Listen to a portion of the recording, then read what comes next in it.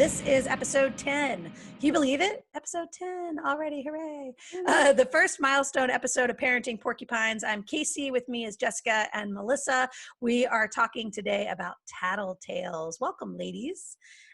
Jessica, tell us about you. Where are you? Who are your children? I'm Jessica, and I'm in the upstate. I live in Greenville. I've got two kids. One just started middle school. He's a sixth grader, and the other one just started third grade. Right on. Melissa, where are you? Who are your kids? Down in Charleston in the low country of South Carolina. I've got two girls that are in kindergarten and second, and my son is in fifth. And we have almost survived the first week of distance learning. Got 2 more days. Almost. Nearly. I'm Kasie. I'm here in the Midlands in Columbia, South Carolina, the capital city, and I have a 12-year-old daughter who is happily homeschooling. She sleeps till about 10 o'clock in the morning. We get up and have about a 35-minute conversation. She reads for half an hour and she goes back to YouTube. It's a beautiful thing, homeschooling in South Carolina. It's been an interesting journey, and hopefully that will continue to kind of come back around as we're moving forward on our Parenting Porcupines podcast. But today I wanted to talk about an article that I saw over the weekend. I shared it with you guys on our Slack channel. It's an advice column, and you remember advice columns from like Dear Abby and this kind of thing, right? And I always thought it was kind of hokey that people were writing into the advice column anyway, but like it's fine. I'm scrolling through my Apple News. I'm like, I'll take a bite. It's like clickbait. This headline is like clickbait, and it's parents saying that they had just had a play date with some friends. They've been friends with these people for a while. They have young children. The people who hosted the play date have young children, 2 and 4, something like that. And these other parents have just had a baby. So this baby's like 4 months old. And so they invite them over. They have this play date together. And then the couple with the baby leaves. And the couple with the smaller children, they don't hear from them for several days, right? And so when they reach out, they're not responsive. After about a week and a half, they finally reach out. And the couple with the baby calls them and over the phone says to them that they believe that their parenting style is abusive and that they were uncomfortable and that they felt like that their friends, something super judgy and like incredibly shitty. And I can't imagine how your friends would ever say this to you. But fast forward to the column that they've now written to, and the columnist responds with, because these people are writing to the columnist saying, we've racked our brains, we've gone through every minute of the play date, and we can't think of what they could have possibly witnessed that would have identified as abusive parenting. And anyway, and the columnist says, essentially, people who have a 5-month-old baby think they know everything about parenting. So take their permission with a grain of salt, right? And the other side being that if you and your wife are on the same page and you're both working the strategies together and this is something you've agreed, then it's fine, right? And then the third piece was just be aware that your friends are likely to call Child Protective Services and you should prepare for a visit, in which case your home should be clean. And then she goes to give them advice about how to prepare for a visit from Child Protective Services. And this, friends, is where I completely lost my shit because I thought, oh my God. So question number 1. Have you ever worried about your own parenting style and whether or not your friends would be judgy over that parenting style? Jessica. I don't keep friends who judge me over my parenting style because I'm a pretty brash mom, I guess. My kids we're very honest in our house, and we have and it's funny because I actually had a conversation with my elder child today, and I was like, do you think I'm a mean mom? And he was like, no, you're just honest. But a lot of times people hear me when I'm interacting with my kids and they're like, oh my gosh, I can't believe you just called your kid an asshole. I'm like, well, he was being an asshole, or did you really just tell your kid that they're getting on your nerves? And I was like, yeah, because that way he knows I'm about to lose my shit if he doesn't stop what he's doing. So, that's kind of my mom style. And my kids get that, but like other people don't, but the people who know me do. And they know that my kids are loved. They know that they're well adjusted. They know that they're going to be probably, hopefully successful human beings. I don't really much worry about that, but I have had experience with CPS, and we can talk about that later. Well, but so I want to go back to what you said though, because I think that you're talking about being yourself. Yeah. Right. So Yeah. you're not like Jessica with other people, Jessica, the adult Jessica with other people, and then Jessica, the mom. It is, No. you are the same person in both areas. And that's me too. Like Holly can tell you all kinds of things about me because I'm never putting on a front to Holly. I'm never somebody that Holly doesn't know. It's always the same person. There's no like mom Kasie and then like everybody else sees Kasie. And so I think that's an important piece of that. What about you, Melissa? Have you ever worried that other people would think your parenting style was meh? Not seriously. I've joked, in the springtime when the windows are open that the neighbors are going to call someone because I'm hollering my head off. But no, I've never actually been worried. You never actually worried that the neighbors No. were going to call someone. That's No. key, right? Yes, no. I might have I've joked joked that they about would. But no, I've never actually been worried about it. Correct. Okay, so let's flip it then. Melissa, have you ever witnessed your friends doing or saying something to their children that you were concerned about? And if so, how did you handle that? Not concerned enough to ever think about involving an authority from the government. Right. I have a friend, she used to, and I will admit, I was a lot more judgy before I had all these children. Weren't we all? So people who are not parents, I think are judgy because you have no idea. You're so tired all the time. It never stops. So yeah, I did not understand the full weight of parenting, but I have a friend, she let her toddler, we'd go out to eat in a restaurant and he'd sit on the table and eat sugar packets. And I'm like, dude, you're letting your kid just eat sugar. She's like, oh, he's fine. Okay. But I'm going to tell her like that. I don't think that's a good idea. That's not something you should do. But I've never thought about calling someone to stop it. Right. Just, you're going to have to deal with a cranky ass kid later. Yeah. I've seen people put soda in a sippy cup. Yeah. I've seen parents speak to their children in a way that sounds hateful. And I mean, I've cringed, right, for the kid. And I've watched kids just crumble under that kind of negative attention. But it's never occurred to me to call a government authority on them. Jessica, have you witnessed something with one of your friends, behavior that one of your friends did with their kids that you felt like you needed to say something? I don't think so. No, I don't think so. And if I did, it would have to be significant. It would have to be, it would have to be really abusive. It's actual abuse. Yeah, I think that, people, it's one of those things like mind your own motherhood, right? Yeah. Like, mind your own motherhood. I make decisions for my child based on what I think is best. You make decisions for your child based on what you think is best. Even though I may not understand your decisions or like your decisions, they may not be the decisions that I make. I'll respect your decisions because you're your mom, and we're all doing the best we can, right? Yeah. But now, and I'll also say too, like, because I've been in the situation where I've been in the car with my kids and I've told them a dozen times to stop doing the thing, and as soon as we get out of the car and into the grocery store, they decide they're going to do that thing again. And then guess who loses their shit in the grocery store? Mom does. And guess who everybody thinks is crazy? Mom.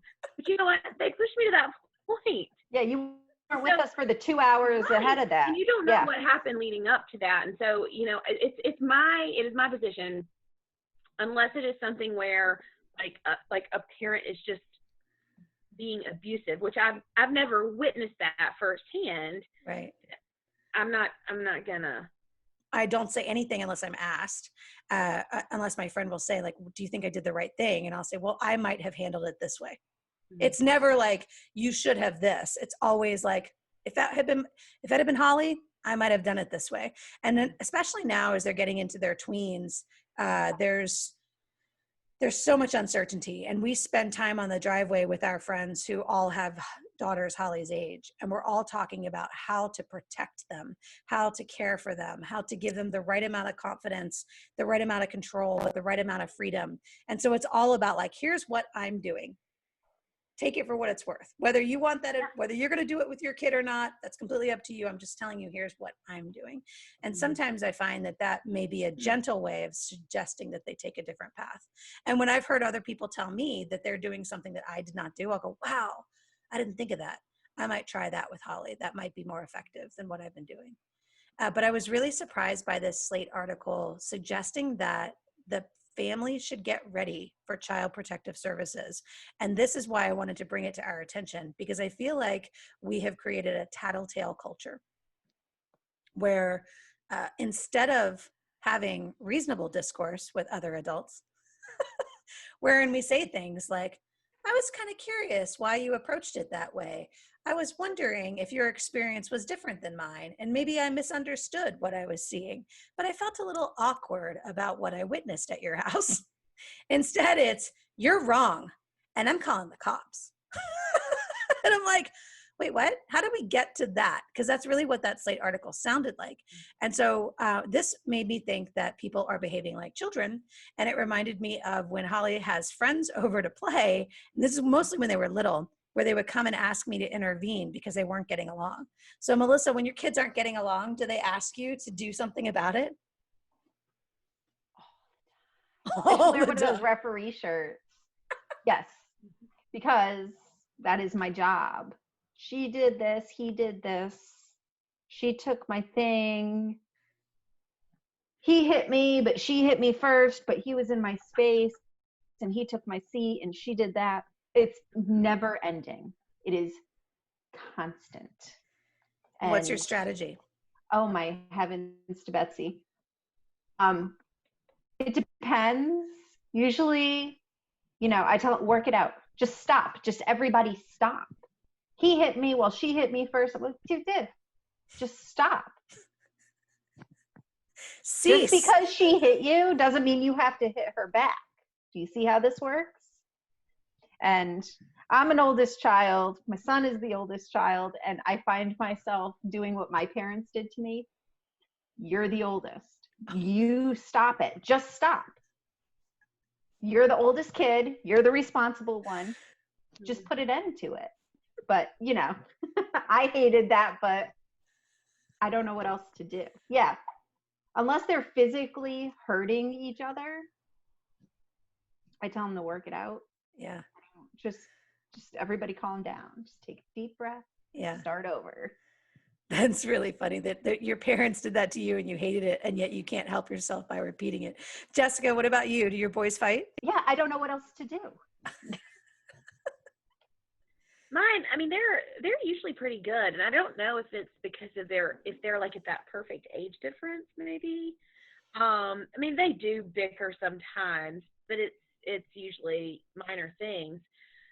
Most of the issues that we have are Jackson. It's a similar situation that Melissa just discussed, because Jackson's the older, and so his experience growing up was different because I was a little bit stricter, because let's face it, when you have one, you have a little more energy than when you have two or more, right?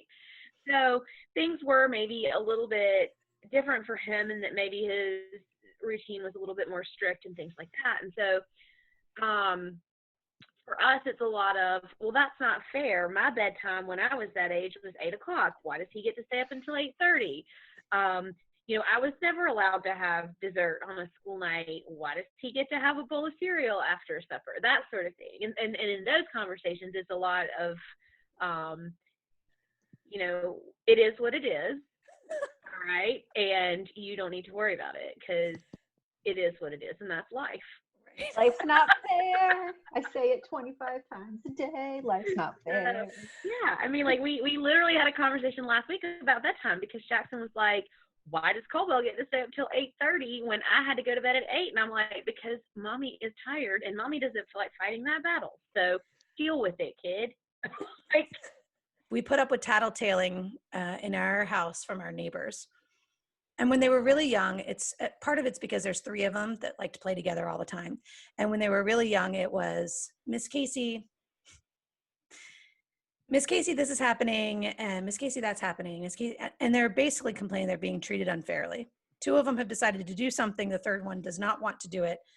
She's being treated unfairly. And my response would be, if you feel that you're being treated unfairly, you should go home. That's, you're here at our house, and if you feel that you're being treated unfairly, you should go home. And sometimes they did, and sometimes they didn't. Sometimes they went back upstairs to work it out. But my response was always, I'm not brokering this deal. Like, you guys need to figure out how to broker the deal. Yeah. And then I taught Holly, I said, listen to both sides and have an understanding of what does compromise really look like. And so she started working on this compromise thing. And so they built a strategy where they would make deals. And the deal was like 20 minutes, we're going to do this. And then we're going to do what you want to do for 20 minutes. And so somebody would set a timer and they would work the 20 minutes and then they would work the other 20 minutes. Well, then when it came time to do what the other girl wanted to do for 20 minutes, the third girl would go home. And the second girl would go, well, now wait a second, I did what you guys, and it was this kind of thing. So then down the stairs, Miss Kasie, such and such went home because she didn't want to do what I wanted to do. And we made a deal. And I'm like, again, I'm not going to referee this. She's not a prisoner. She's allowed to go home, right? Like at any point in time that she wants to leave the premises, she's allowed to do so. And they still have that. There'll be times that Holly will go over to play and she'll come back and I'll say, is everything okay? She's like, yeah, they started doing something I didn't want to do. And so I just left. I said, well, how did you leave? Is it I stormed out and slammed the door? And she says, no, I just said to them, I'm done here. And I just walked out. So I don't know if this is better, but I know we're out of the tattletale phase. We're into a phase where they are trying at least to either compromise or make personal choices that get them out of bad situations. And that I feel like is the right scenario. And I worry that we have an entire generation of parents that don't have the skills to do that, that don't know how to either navigate a hard situation or just get themselves out of a hard situation. And so they're constantly calling for intervention. They're constantly calling for somebody else to come in and remedy this and fix this for them and tell them what they can and cannot do. And I get this with my students a lot, where it's, do they have permission to do this? Do they have permission to do that? And they're asking all the time for me to condone their behavior before they ever even commit said behavior. And this is very foreign to me because I'm of the generation that was, it's better to ask for forgiveness than ask for permission, right? Like, just do it. And if it sucks later, you might have to apologize. Yeah, and even adults at work. My boss told me back when I used to work full-time in the office, I was in an office next door to my boss, and there'd be people in and out of his office all day long. I'd go in once a week, twice a week to just chit chat with him. This is what I'm doing. Maybe ask a question because, he's my boss. And if I do something wrong, it reflects poorly on him. And he looked at me one day, he goes, you realize you are my only employee who is not in here 5 times a day asking me what you should be doing or how to do a specific thing. I'm like, oh, well, I just make the decision. And if I'm wrong, I'll admit I'm wrong and fix it. And I won't do that next time. He goes, I know, I like it. I'm like, okay, I didn't realize grown-ups didn't, it's my job. I know what I'm supposed to be doing. You're onto something key there. Not know what they're supposed to be doing. We need an entire episode on, I will admit I'm wrong. Oh yeah. Oh my God. I feel like this is our next episode. I will admit I'm wrong. What does a real apology sound like, right? Because that's part of it too, right? That's part of this tattletale strategy too. When people feel like they're not being heard, when people feel like things are not fair, when people feel like things are not equal, then that's where they start tattletaling and looking for intervention. And when other people are unwilling to take responsibility for the bad decisions they've made, we end up with, we're constantly trying to fix things and look for somebody who can fix things. Jessica, do your employees do this to you? Do they ask for permission? Lord help her. Yeah, some more than others. And as somebody who is the boss who has to deal with that, it's it's exhausting. Do you think this is symptomatic of a broader social issue? Like, do you see this in other places? I feel like people everywhere are looking for somebody else to make decisions. Well, I think that's very true, because my employees very, like, they're not, it's not, I don't see that. I see this as something, it's an issue that transcends generation. Like, this is not something that is specific to millennials. It is not something that is specific to X. It's not something specific to boomers. Like, this is something that is across the board. And I think that there has to be something going on socially that has made that happen, because I don't remember it being that way. Like you were saying, when we were kids, we didn't constantly ask for permission. We just did things. And so, like, I do wonder how we as a society have gotten to this point that we do feel like we have to ask for permission all the time. Could it be, though, that because we talked about cancel culture and we talked about the backlash and the forum that social media provides, right?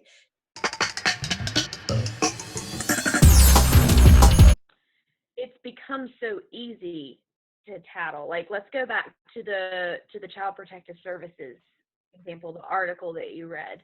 It is so easy to retaliate against someone for something that you just don't like. Like, if somebody makes you mad or you don't like that person and they have kids, you can call Child Protective Services. And if you call Child Protective Services and you say, hey, this person's hitting their child or they're doing drugs, they have to investigate. They have to open an investigation into you. And even though it doesn't go anywhere, it's still probably 3 months at least of your life that you're under investigation. You've got a file now. So it's Yeah. It's not just this, like, there's not just this tattling because of entitlement. There's also a retaliatory aspect to it as well, which I have experienced firsthand.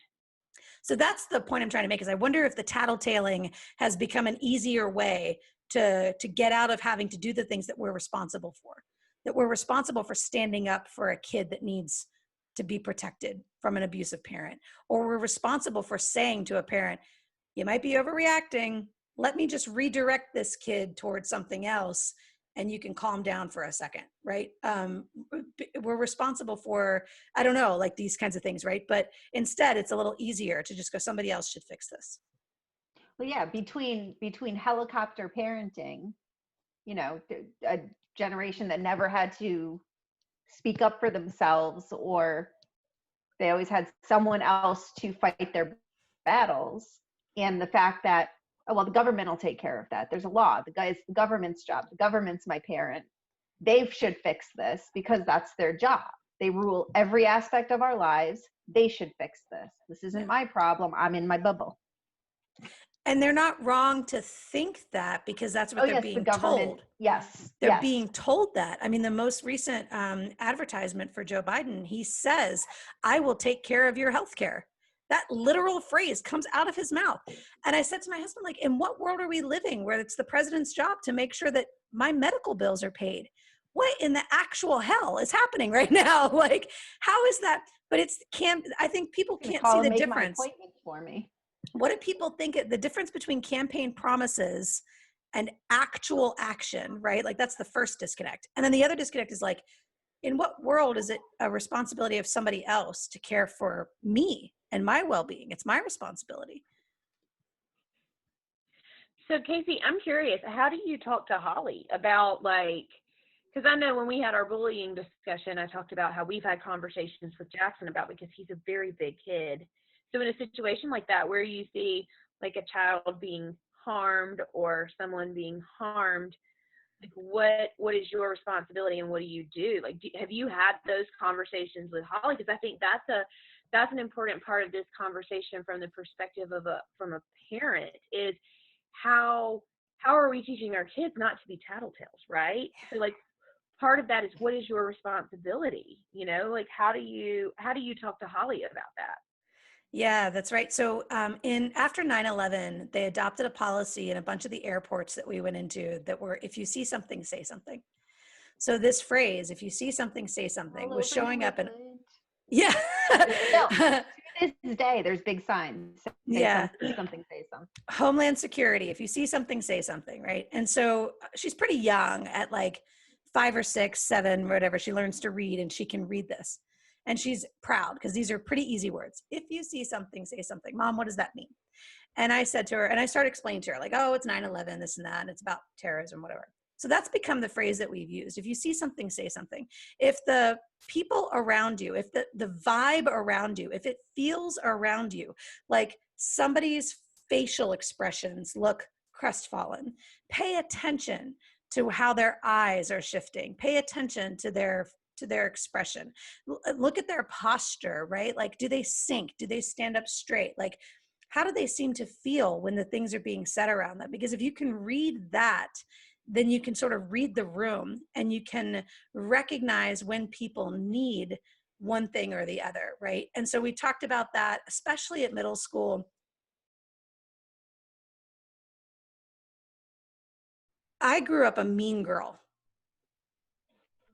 I was mean. I mean, straight up mean. 5th grade, 6th grade, I remember specific instances of being hurtful toward other people. And for whatever reason, not feeling any sense of remorse about that.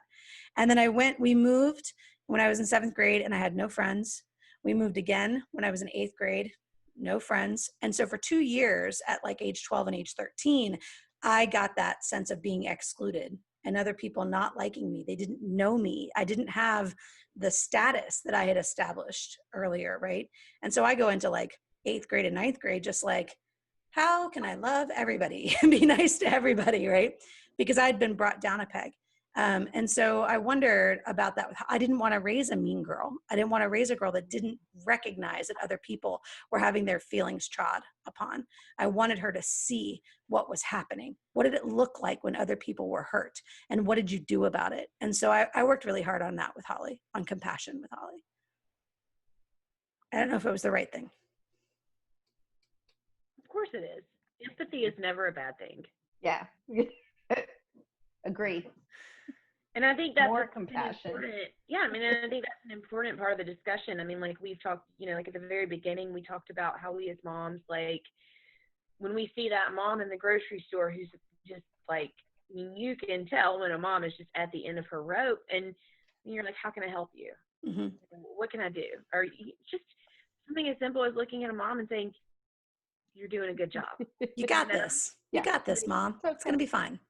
I think the last question on this is can liberty really exist if we don't trust each other to do the right thing? And I think that's where the tattletaling comes from. We don't trust ourselves to make the call or to make the confrontation. We don't trust other people to do the right thing. And so we're looking for authority to intervene and to fix this in some way. So can we truly be free? Can we really be a free society if we're not willing to trust other people to do the right thing? Jessica, what do you think? I don't think we can. I mean, I think with freedom comes responsibility, right? Like we have these liberties, but with that come responsibility. I mean, like you think about gun ownership is probably the best example because it's the one that's kind of the most polarizing perhaps. But if you're going to walk around with a gun, like, yeah, that's your right to do it, but you have a responsibility that comes with that. You have a responsibility to make sure you understand firearm safety, to make sure you know how to shoot that, to make sure you understand what situations are appropriate to use that weapon. So, and that's true of anything. It's true of speaking. Like just because we've talked about this before, just because you have the right to say whatever you want to doesn't necessarily mean that you should. It doesn't mean it's a good idea. And you have to trust that people are going to do the right thing, and that if they don't, that society will correct them, right? Because that's the whole idea of freedom, of a free market, the free market in the sense of business, the free market in the sense of friendship and relationships. I mean, freedom, you have to allow, if you want to be free, you have to allow other people to be free, right? And, you have to do the right thing. You do the right thing. If somebody else doesn't do the right thing, correct them. But yeah, I think that you have to trust that people will do the right thing. I think trust is the biggest factor. And I think that some of our friends who want to inflict laws and regulations and ordinances, it's because they don't trust people to do the right thing. And as much as they might want their own personal freedom, they're willing to sacrifice it to ensure that other people are forced to do the right thing. What do you think, Melissa? Can you have freedom if you don't trust others to do the right thing? No. Yes, I agree with your that you want to force other people to do the right thing. Social Security. If we don't force people to give the government their money, they're going to starve when they're elderly. Well, no, I got this. I got a 401, I can take care of myself. I don't need to be forced into a program. Licensing. You have to be forced to learn how to do your craft well. Well, no, we can let the free market dictate that. Zoning. I have to be forced. You have to force people not to open a strip club next to a school, because that's right where they would put it if we didn't force them to put it at the other end of town. See, it's ridiculous. The freedom, people do what's beneficial for them, just like you do, and it all works together. Because being a jerk and stealing and taking advantage of people, okay, it's beneficial for a minute, but not over the long term. So freedom. And I think you're onto something. I think that too, we're watching the slow decay, and it seems to be more rapid over the last few decades, but the decay of trust in one another. And it may be that we stop trusting the government at some point, and therefore we stop trusting one another. But now we've gotten the pendulum to the other side, where we have stopped trusting one another and started trusting the government to force one another to do the right thing. And that's where I think the tattletaling comes from. We think somebody with authority is going to intervene, somebody who knows better than we do. And what's interesting to me right now, somebody in a podcast earlier today asked me, what am I curious about right now? Right now, I'm curious how our systems are going to stand up to this crisis we're experiencing in 2020, because we have systems in place that can't survive the crisis that we're experiencing right now. And so I think that's going to be really interesting. So next episode, though, next week, I think we talk about a willingness to say you're wrong. Yeah. And the apology, the process for apologizing. What does it take to really render an apology and to really show remorse? And how are we teaching our kids how to do that? There are some discussions or some fights where the tattletale comes in and you go, okay, I'm going to have to intervene on this. And a lot of them, it's like, y'all just need to work it out. You need to just go work it out. But there are some where they are at an impasse and you do have to intervene and you do have to assert some kind of referee kind of behavior. Oh yeah, sometimes the 5-year-old just hauls off and punches the big one. She's vicious sometimes. No provocation. She just feels like punching him in the face. So I mean, then that tattletaling is appropriate at that point. Yeah. So let's do that next week. Let's talk on episode 11. Come back. Thank you for being here. Thank you for liking our podcast, subscribing to our podcast, commenting on our podcast. Go visit the show notes out at parentingporcupines.com. And episode 11 coming up next week will be about rendering an apology and admitting you're wrong. Thank you, Jessica. Thank you, Melissa. thanks, guys. We'll see you next time. Bye.